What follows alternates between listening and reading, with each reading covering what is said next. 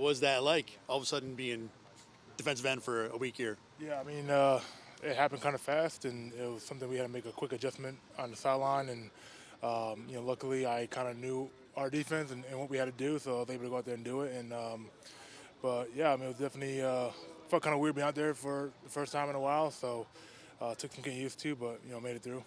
For a defensive line group that's just been having guys go out week after week, what's it like to get a guy back this week in TJ, and how much can he help you guys? Yeah, I mean, I'm excited to see him out there. I mean, he looked pretty good today, just in the individual and flying around. You can see the energy, so I think we're all excited to have him back, and what he brings to our room, and I'm looking forward to see him out there. How difficult and frustrating has it been with all the injuries happening this year? I mean, it's annoying. I mean, it's you get it. Injuries are always 100% in this game, and I mean, you never want to see someone get hurt. But just at the rate it happened and how it happened, week by week, someone going down and someone new coming in, it's kind of frustrating because we were building a real good chemistry amongst each other, and just to have that kind of blow kind of sucks.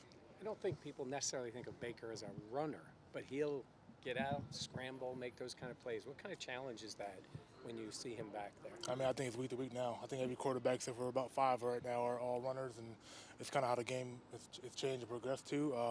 I mean, he's not the fastest runner we've came across, but at the same time, he is elusive and he's got the pocket when he wants to, and extend plays. We just be on our cues and make sure we're doing our mobile quarterback fundamentals. So. You played with Morgan. Tell us a little bit about his game. Yeah, I mean, I play in Morgan, Carolina. I think he's a guy who can really come and help us really in the run game and contribute to the pass rush too. He can play the 4-eye and 6-eye, and even played inside too. At a 2-eye, so he can kind of play all across the board, kind of like that wild card D tackle. So I'm curious to see how they're going to use him in the weeks going forward, and I'm just happy he's here. This team doesn't lose games like you guys did against the Dolphins. How do you respond, and what's kind of been the message, energy around the team early here in the week?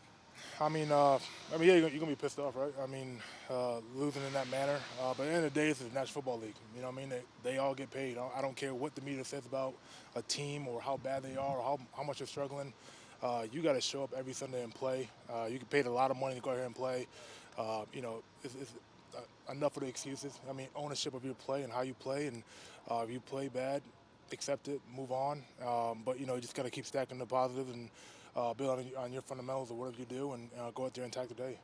How do you address that? How has the team addressed that to make sure it doesn't happen again? And how has this week started in the process of trying to correct what was wrong with that last week? I mean, just be yourselves. I mean, don't try to be nothing else, anything more.